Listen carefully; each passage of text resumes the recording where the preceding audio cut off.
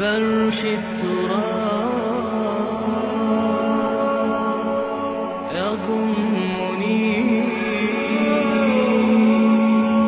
وهو غطاء.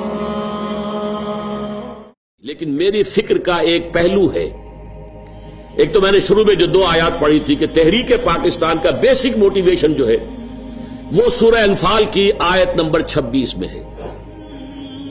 وَاذْكُرُوا، یاد کرو، اذ انتم قلیل، جب تم کم تھے تعداد میں، اقلیت تھے، مستضعفون فی الارض، تمہیں سپریس کر دیا گیا تھا، دبے ہوئے تھے. تخافون، تمہیں خوف تھا، ان یتخطفکم الناس، کہ لوگ یعنی غیر مسلم تمہیں دبا لیں گے، اچک کر لے جائیں گے، برباد کر دیں گے.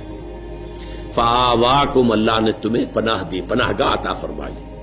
وأیدکم بنصرہ، اپنی نصرت سے تمہاری تائید کی. ورزقکم من الطیبات لعلکم تشکرون، اور تمہیں پاکیزہ رزق فراہم کیا تاکہ تم شکر ادا کرو. یہ پاکستان کی تصویر ہے قرآن مجید کے اندر.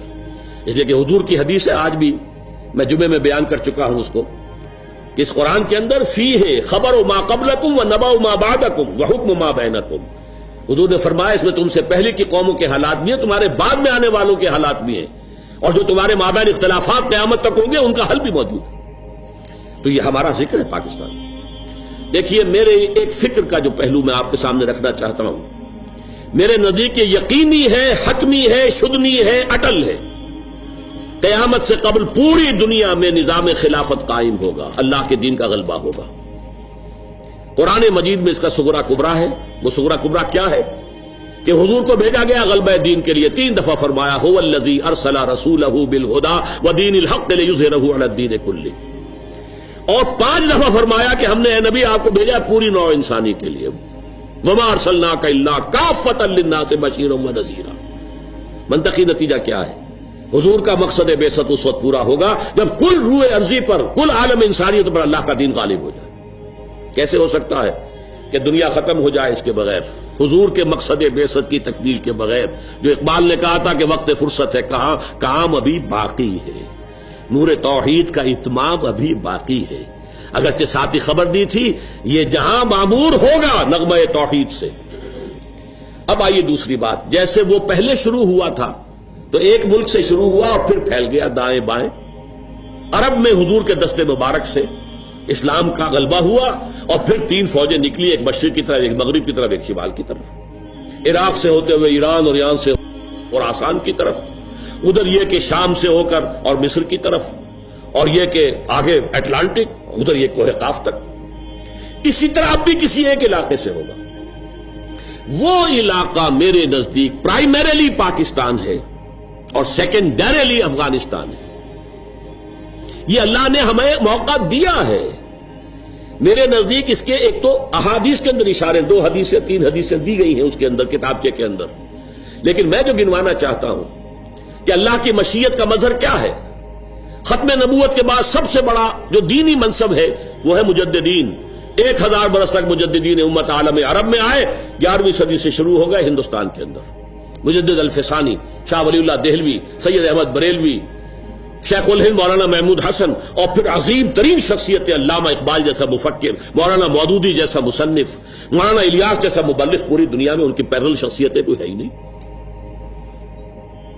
پھر تحریک خلافت پوری دنیا میں کہیں بھی نہیں سوائے پاکستان کے، سوائے ہندوستان کے. پھر یہ کولونیل رول سے آزادی سوائے یہاں کے کہ اسلام کا نعرہ لگا، کہیں بھی نہیں. کہیں وہ نسلی میلین نیشنلزم کی بنیاد کے اوپر سارا کچھ جو ہوا ہے، یہ انڈونیشیا وغیرہ میں، ملیشیا میں ملے نیشنلزم، اور عرب نیشنلزم کی بنیاد پر ہوا عالم عرب میں. اسلام کا نعرہ صرف یہاں لگا. پھر معجزہ ہے پاکستان. میری کتاب میں میں نے ثابت کیا معجزہ ہے، کسی اصول سے ثابت نہیں ہوتا کہ پاکستان بننے والا تھا. یہ تو بالکل اللہ تعالیٰ کی سنت ہے. عسى ربكم ان يهلك عدوكم ويستخلفكم في الارض فينظر كيف تعملون. ہو سکتا ہے کہ تمہارا رب تمہارے دشمن کو ہلاک کر دے، تمہیں زمین میں حکومت دے، پھر دیکھے گا تم کیا کرتے ہو. یہ ہے پاکستانی قوم کے لیے. یہ گھڑی محشر کی ہے، تورسۂ محشر میں ہے. پیش کر غافل عمل کوئی اگر دفتر میں ہے.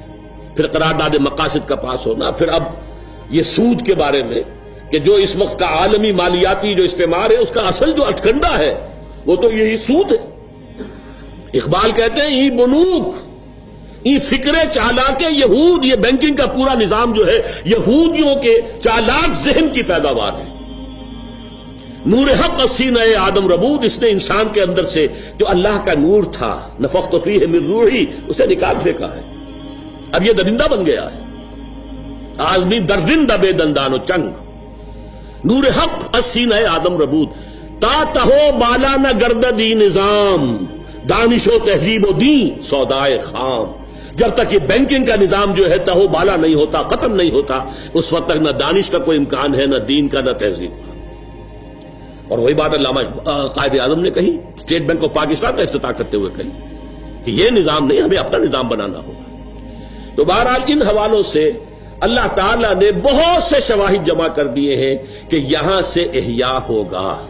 بدقسمتی سے ہم اپنا سبق بھول گئے، منزل سے بھٹک گئے. ہماری دینی قیادت نے بہت بڑی غلطی کی، ہمالیہ ایسی غلطی کی، پاور پالیٹکس میں اپنی صلاحیتوں کو، قوتوں کو ضائع کر دیا. ہو سکتا ہے بھولا ہوا سبق یاد آ جائے، توقع ہے اللہ سے